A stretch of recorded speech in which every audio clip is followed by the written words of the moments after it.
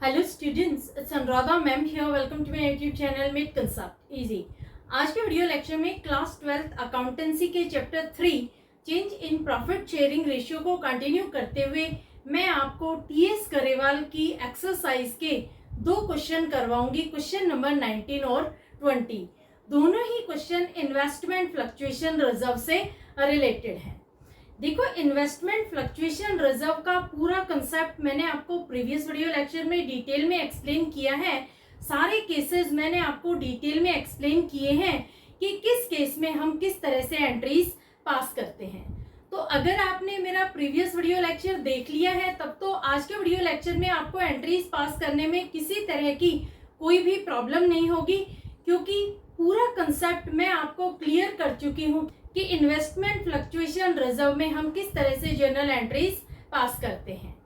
ये भी मैं आपको बता चुकी हूँ कि इन्वेस्टमेंट फ्लक्चुएशन रिजर्व होता क्या है। एक बार मैं रिवाइज करवा देती हूँ। देखो, इन्वेस्टमेंट फ्लक्चुएशन रिजर्व ये ऐसा रिजर्व होता है जिसे फर्म के प्रॉफिट में से क्रिएट किया जाता है ताकि इन्वेस्टमेंट की फॉल इन वैल्यू को एडजस्ट किया जा सके। अगर इन्वेस्टमेंट की वैल्यू में कोई भी फॉल नहीं होता है तो ईयर के एंड पर पार्टनर्स रिजर्व की अमाउंट को आपस में डिस्ट्रीब्यूट कर लेते हैं ओल्ड प्रॉफिट शेयरिंग रेशियो में।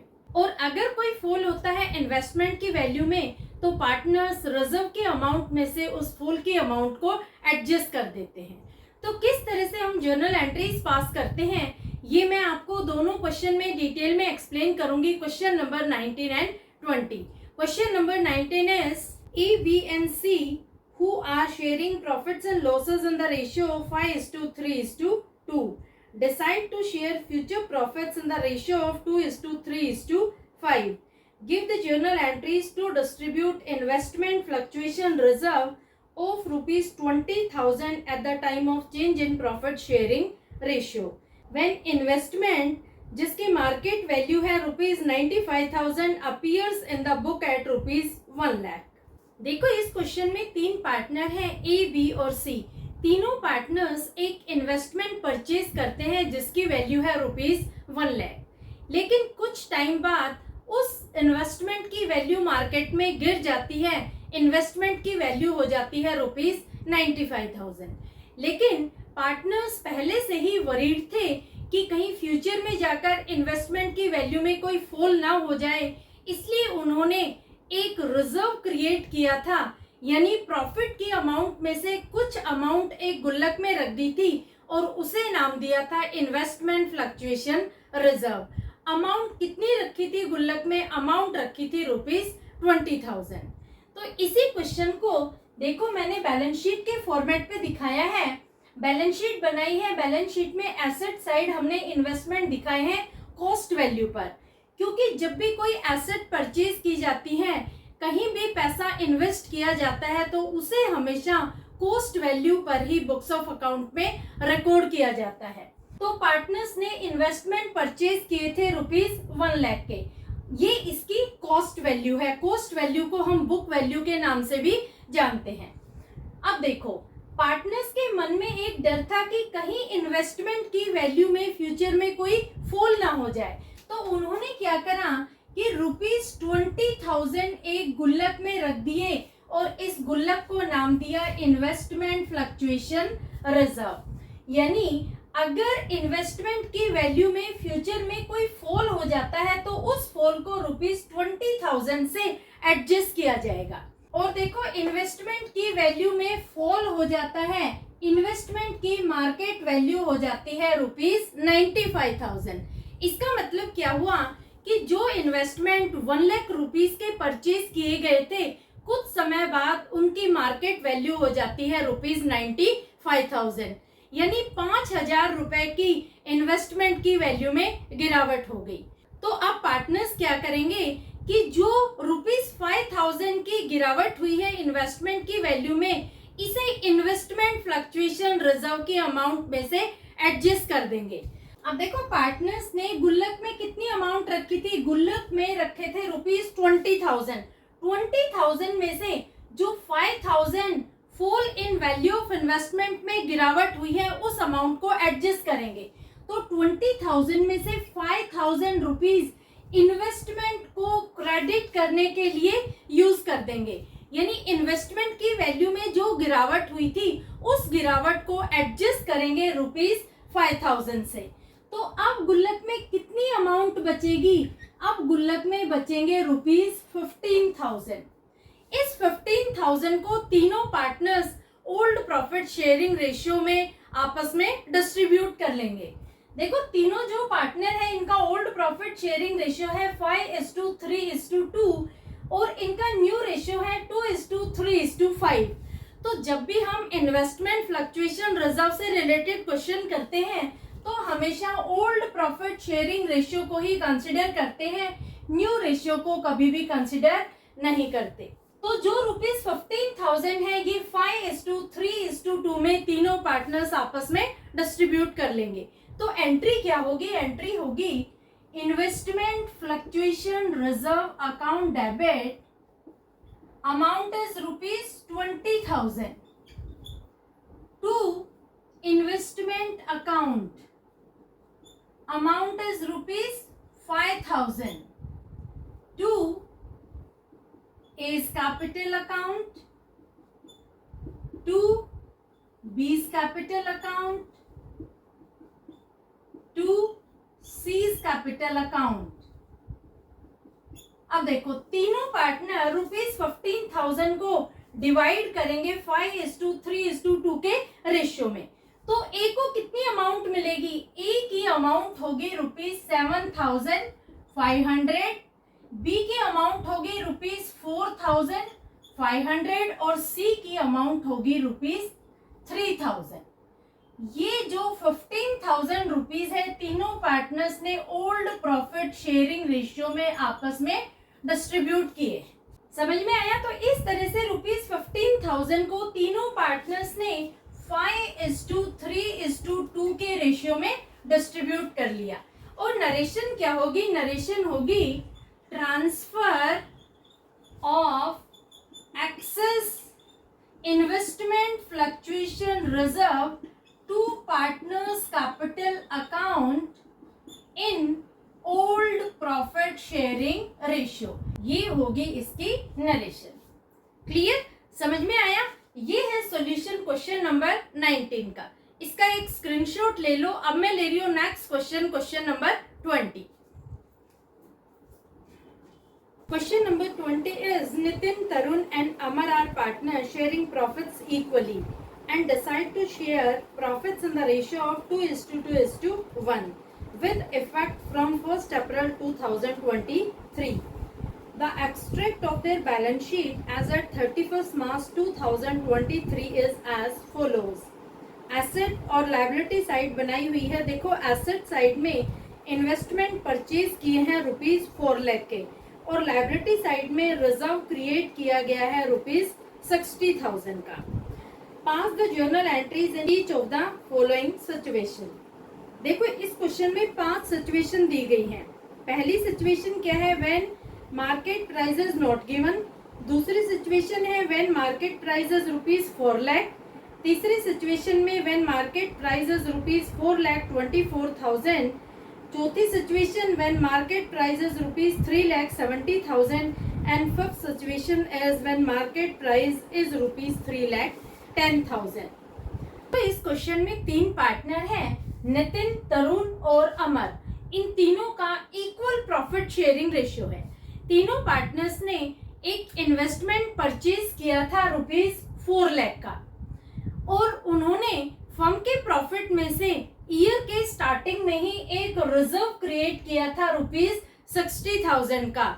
यानी प्रॉफिट में से ₹60,000 उन्होंने एक गुल्लक में रख दिए थे और गुल्लक को नाम दिया था इन्वेस्टमेंट फ्लक्चुएशन रिजर्व। अब देखो इस क्वेश्चन में 5 केसेस गिवन है। पांचों ही केसेस में market value of investment different है बुक वैल्यू से। तो किस तरह से हम एंट्रीज पास करेंगे पांचों केसेस में? सबसे पहला केस लेते हैं when market value is not given. इसका मतलब क्या हुआ कि पार्टनर्स एज्यूम करते हैं कि इन्वेस्टमेंट की मार्केट वैल्यू में कोई गिरावट नहीं हुई। और मैंने आपको क्या बताया था कि अगर ईयर एंड तक मार्केट वैल्यू ऑफ इन्वेस्टमेंट में कोई भी फॉल नहीं होता है तो जो अमाउंट पार्टनर्स गुल्लक में रखते हैं उस अमाउंट को आपस में डिस्ट्रीब्यूट करते हैं ओल्ड प्रॉफिट शेयरिंग रेशियो में। तो देखो इस केस में यही सिचुएशन है। यहाँ पर एज्यूम किया जा रहा है कि इन्वेस्टमेंट की बुक वैल्यू और मार्केट वैल्यू दोनों सेम है, कोई भी गिरावट नहीं हुई मार्केट वैल्यू में। तो यहाँ पर जो इन्वेस्टमेंट फ्लक्चुएशन रिजर्व की अमाउंट है वो तीनों पार्टनर्स आपस में डिस्ट्रीब्यूट कर लेंगे इक्वली, क्योंकि यहाँ प्रॉफिट शेयरिंग रेशियो तीनों पार्टनर्स का इक्वल है। तो केस नंबर 1 में एंट्री क्या होगी? Investment fluctuation reserve account debit amount is ₹60,000 to Nitin's capital account, amount will be ₹20,000 to Tarun's capital account, amount will be same ₹20,000 to Amar's capital account, amount will be same ₹20,000।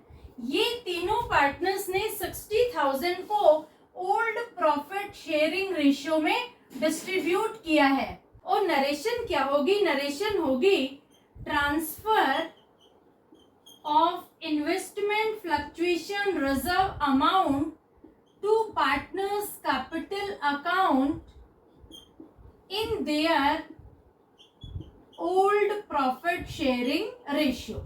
ये होगी इसकी narration. तो first case clear हो गया। First case में क्या है कि जो बुक वैल्यू है इन्वेस्टमेंट की वो है ₹4 लाख, लेकिन मार्केट वैल्यू के बारे में कोई भी इंफॉर्मेशन गिवन नहीं है। तो पार्टनर्स ये एज्यूम करते हैं कि इन्वेस्टमेंट की बुक वैल्यू में कोई भी गिरावट नहीं हुई और जो अमाउंट उन्होंने गुल्लक में रखी थी इन्वेस्टमेंट फ्लक्चुएशन रिजर्व की, उसे आपस में डिस्ट्रीब्यूट कर लिया old profit sharing ratio. Clear? अब लेते हैं second case. When market value of investment is ₹4 lakh. देखो यहाँ पर market value of investment ₹4 lakh है और बुक वैल्यू ऑफ इन्वेस्टमेंट भी ₹4 लाख है, यानी बुक वैल्यू ऑफ इन्वेस्टमेंट और मार्केट वैल्यू ऑफ इन्वेस्टमेंट ये दोनों सेम है।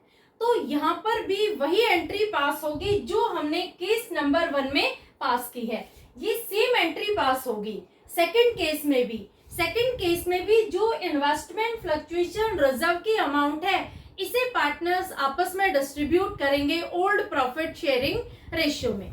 तो यहाँ सेकंड केस में आपको एंट्री पास करने की रिक्वायरमेंट नहीं है। आप क्या लिखेंगे? Same as above.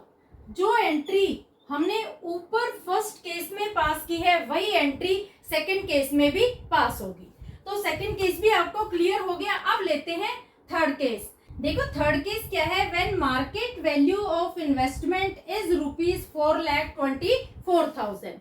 इस केस में क्या है कि इन्वेस्टमेंट की मार्केट वैल्यू इंक्रीज हो गई। जो बुक वैल्यू है वो है ₹4 लाख और मार्केट वैल्यू हो गई ₹4,24,000।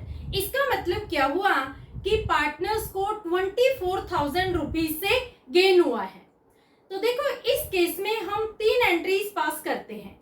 पहली एंट्री क्या होती है कि जो इन्वेस्टमेंट फ्लक्चुएशन रिजर्व की अमाउंट है उसे पार्टनर्स आपस में डिस्ट्रीब्यूट कर लेते हैं ओल्ड प्रॉफिट शेयरिंग रेशियो में, क्योंकि इस अमाउंट का कोई भी यूज नहीं हुआ, इन्वेस्टमेंट की मार्केट वैल्यू इंक्रीज हो गई।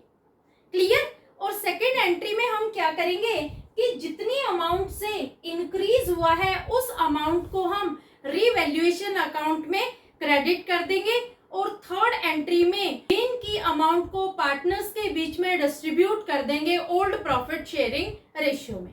तो देखो यहाँ पर हम किस तरह से एंट्रीज पास करेंगे। सबसे पहले इसमें फर्स्ट एंट्री आएगी जिसमें इन्वेस्टमेंट फ्लक्चुएशन रिजर्व की अमाउंट को डिस्ट्रीब्यूट करेंगे तीनों पार्टनर्स में ओल्ड प्रॉफिट शेयरिंग रेशियो में।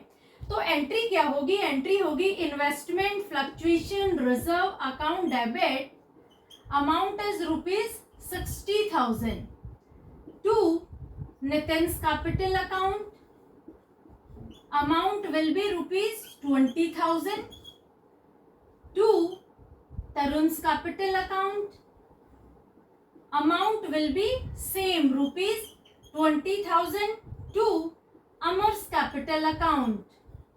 Amount will be ₹20,000. ये तो सेम वही एंट्री है जो मैंने फर्स्ट और सेकंड केस में पास की है. इन्वेस्टमेंट फ्लक्चुएशन रिजर्व के अमाउंट को तीनों पार्टनर्स में डिस्ट्रीब्यूट किया है equally old profit sharing ratio में. ये नरेशन सेम होगी. नरेशन क्या होगी? Being transfer of investment fluctuation reserve amount to partners capital account in their old profit sharing ratio. Clear? अब देखो इस केस में सेकेंड एंट्री पास होगी. सेकेंड एंट्री क्या होगी कि यहाँ पर जो मार्केट वैल्यू है इन्वेस्टमेंट उसमें इंक्रीज हुआ है. इंक्रीज कितनी अमाउंट से हुआ है? इंक्रीज हुआ है ₹24,000 से. तो ये जो ₹24,000 है ये फर्म के लिए एक प्रॉफिट है, फर्म के लिए एक गेन है. और फर्म को जब भी गेन होता है तो as per rules of debit and credit उसे हम फर्म के अकाउंट में क्रेडिट करते हैं. तो इस अमाउंट को हम रीवैल्यूएशन अकाउंट में करेंगे क्रेडिट. तो डेबिट किसे करेंगे? डेबिट हम करेंगे इन्वेस्टमेंट अकाउंट को. देखो जब भी एसेट में कोई इंक्रीज होता है तो उसे हम हमेशा डेबिट करते हैं. तो यहाँ पर इन्वेस्टमेंट की वैल्यू में इंक्रीज हुआ है बाय ₹24,000. तो क्या एंट्री होगी? Investment account debit ₹24,000 to revaluation account. Amount will be same ₹24,000. Narration होगी value of investment brought up to the market value of investment. ये होगी इसकी नरेशन. समझ में आया? मैंने इन्वेस्टमेंट को 24,000 से डेबिट क्यों किया? क्योंकि इन्वेस्टमेंट की मार्केट वैल्यू में इंक्रीज हुआ है. इन्वेस्टमेंट क्या है? इन्वेस्टमेंट एक एसेट है और जब भी एसेट में कोई इंक्रीज होता है तो उसे हम हमेशा डेबिट करते हैं. दूसरी तरफ रीवैल्यूएशन को क्रेडिट क्यों किया? क्योंकि फर्म को 24,000 रुपीज से गेन हुआ है और जब भी फर्म को कोई गेन होता है तो उसे हम हमेशा करते हैं क्रेडिट. तो ये एंट्री आपको क्लियर होगी. अब देखो अब हमें रीवैल्यूएशन अकाउंट को बंद करना है. तो जब रीवैल्यूएशन अकाउंट को क्लोज करेंगे तो इस अमाउंट को हम पार्टनर्स के कैपिटल अकाउंट में ओल्ड प्रॉफिट शेयरिंग रेशियो में डिस्ट्रीब्यूट कर देंगे. तो एंट्री क्या होगी? थर्ड एंट्री में हम लिखेंगे revaluation account debit amount is ₹24,000 to Nitin's capital account. Amount will be ₹8,000 to Tarun's capital account. Amount will be same ₹8,000 to Amar's capital account. Amount will be ₹8,000. और narration होगी being transfer of gain on revaluation. ये होगी इसकी narration. देखो ये जो ₹24,000 है ये तीनों पार्टनर्स में ओल्ड प्रॉफिट शेयरिंग रेशियो में डिस्ट्रीब्यूट किए हैं. तो क्लियर हुई आपको तीनों एंट्रीज. जब भी इन्वेस्टमेंट की मार्केट वैल्यू इंक्रीज होती है तो आप हमेशा तीन ही एंट्री पास करेंगे. पहली एंट्री में आप इन्वेस्टमेंट फ्लक्चुएशन रिजर्व के अमाउंट को तीनों पार्टनर्स में डिस्ट्रीब्यूट कर देंगे ओल्ड प्रॉफिट शेयरिंग रेशियो में. और सेकंड एंट्री में गेन के अमाउंट को आप रीवैल्यूएशन अकाउंट में क्रेडिट कर देंगे. और थर्ड एंट्री में गेन के अमाउंट को तीनों पार्टनर्स के बीच में डिस्ट्रीब्यूट कर देंगे old profit sharing ratio. Clear? तो होपफुली आपको थर्ड केस क्लियर हो गया होगा. अब मैं ले रही हूँ नेक्स्ट केस नंबर 4. अब देखो फोर्थ केस क्या है? When market value of investment is ₹3,70,000. अब देखो इस केस में क्या है कि इन्वेस्टमेंट की मार्केट वैल्यू हो गई ₹3,70,000. यानी यहाँ पर इन्वेस्टमेंट की मार्केट वैल्यू में गिरावट होगी. कितनी अमाउंट से गिरावट हुई है? देखो जो बुक वैल्यू है इन्वेस्टमेंट की वो है ₹4 लाख और मार्केट वैल्यू होगी ₹3,70,000। यानी इन्वेस्टमेंट की वैल्यू में जो फॉल हुआ है वो हुआ है ₹30,000 से। इन्वेस्टमेंट की बुक वैल्यू कितनी है? बुक वैल्यू है ₹4 लाख। और अब मार्केट वैल्यू कितनी है? मार्केट वैल्यू हो गई ₹3,70,000। इन दोनों का डिफरेंस निकालेंगे तो डिफरेंस से हमें पता लगेगा कि इन्वेस्टमेंट की वैल्यू में कितनी गिरावट हुई है। जो गिरावट हुई है वो है ₹30,000 की। अब हम क्या करेंगे? देखो, हमने जो इन्वेस्टमेंट फ्लक्चुएशन रिजर्व क्रिएट किए थे ईयर के स्टार्टिंग में वो थे ₹60,000। 60,000 में से जो fall in value of investment है उस अमाउंट को हम एडजस्ट कर देंगे और जो रिमेनिंग अमाउंट होगी उसे पार्टनर्स के बीच में डिस्ट्रीब्यूट करेंगे ओल्ड प्रॉफिट शेयरिंग रेशियो में। तो रिजर्व कितने हैं? रिजर्व है ₹60,000। इसमें से ₹30,000 हम एडजस्ट कर देंगे fall in value of investment में, और जो रिमेनिंग 30,000 है ये रिजर्व की अमाउंट है, इसे हम पार्टनर्स के बीच में डिस्ट्रीब्यूट करेंगे ओल्ड प्रॉफिट शेयरिंग रेशियो। तो एंट्री क्या होगी? एंट्री होगी investment fluctuation reserve account debit amount as ₹60,000 to investment account. Investment account amount कितनी होगी? देखो, जितनी अमाउंट से गिरावट हुई है वो अमाउंट लिखेंगे हम इन्वेस्टमेंट में। तो इन्वेस्टमेंट को हम क्रेडिट करेंगे ₹30,000 से, और जो ये रिमेनिंग अमाउंट है ₹30,000, ये अमाउंट अभी भी गुल्लक में बची हुई है, यानी रिजर्व में अभी भी ₹30,000 है, जिसे हमें तीनों पार्टनर्स के बीच में ओल्ड प्रॉफिट शेयरिंग रेशियो में डिस्ट्रीब्यूट करना है। तो यहाँ पर old profit sharing ratio equal है, तो तीनों पार्टनर्स में डिस्ट्रीब्यूट करेंगे। तो नितिन का शेयर क्या होगा? To Nitin's capital account amount will be ₹10,000 to Tarun's capital account amount will be same ₹10,000 to Amar's capital account amount will be ₹10,000।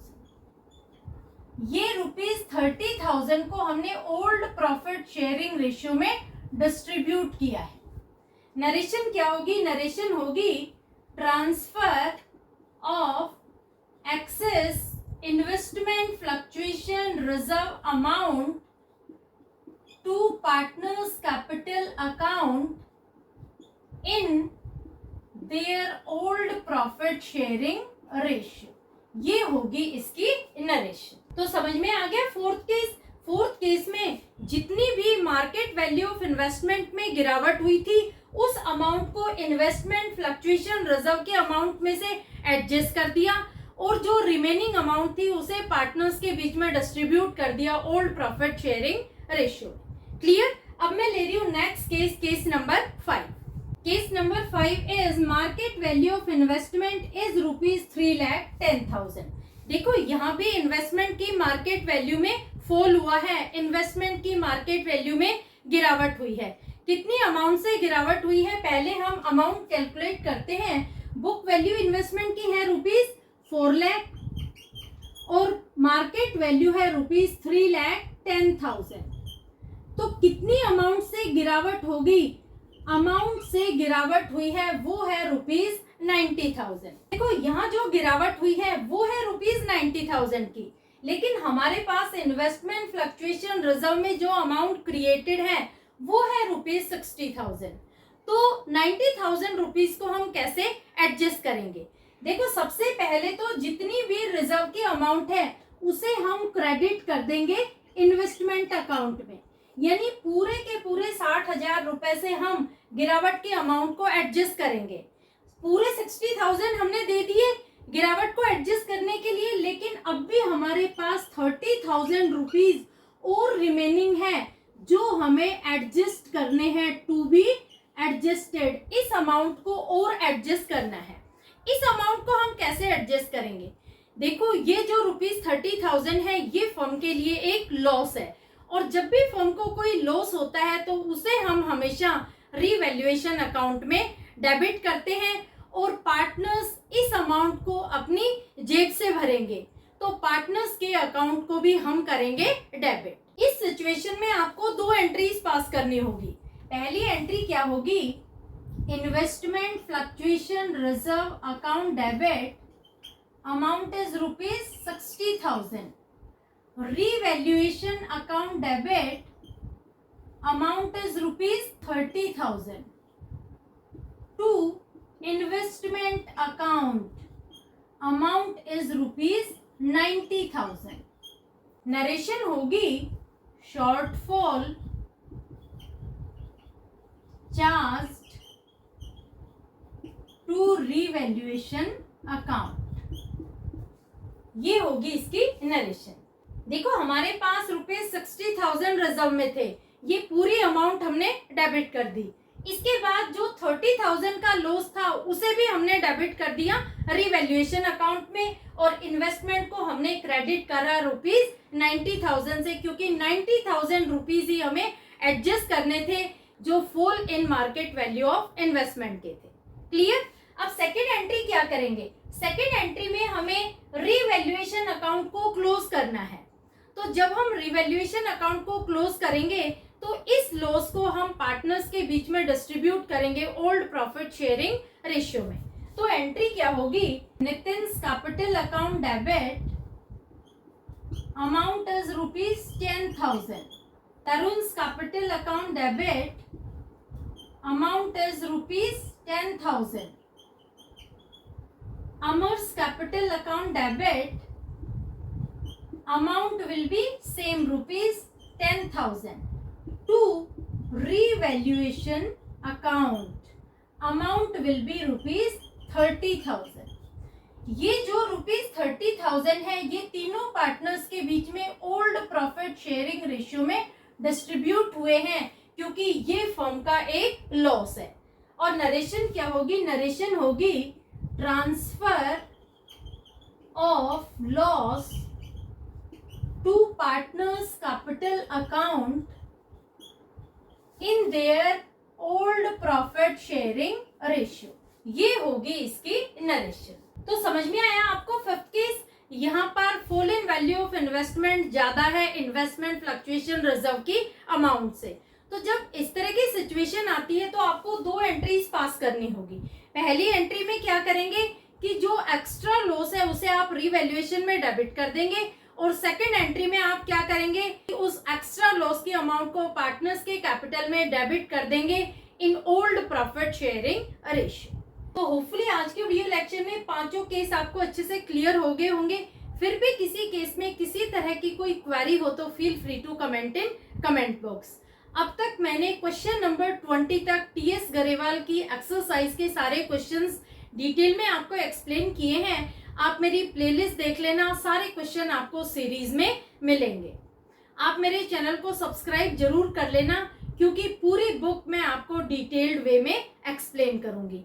इसके साथ साथ मैं आपको डीके गोयल के भी क्वेश्चंस करवाऊंगी, तो मेरे चैनल को सब्सक्राइब जरूर कर लेना। लिंक अपने फ्रेंड्स को भी जरूर शेयर कर देना, ताकि उनकी भी क्वेरीज अकाउंटेंसी से रिलेटेड क्लियर हो जाए। Thank you so much.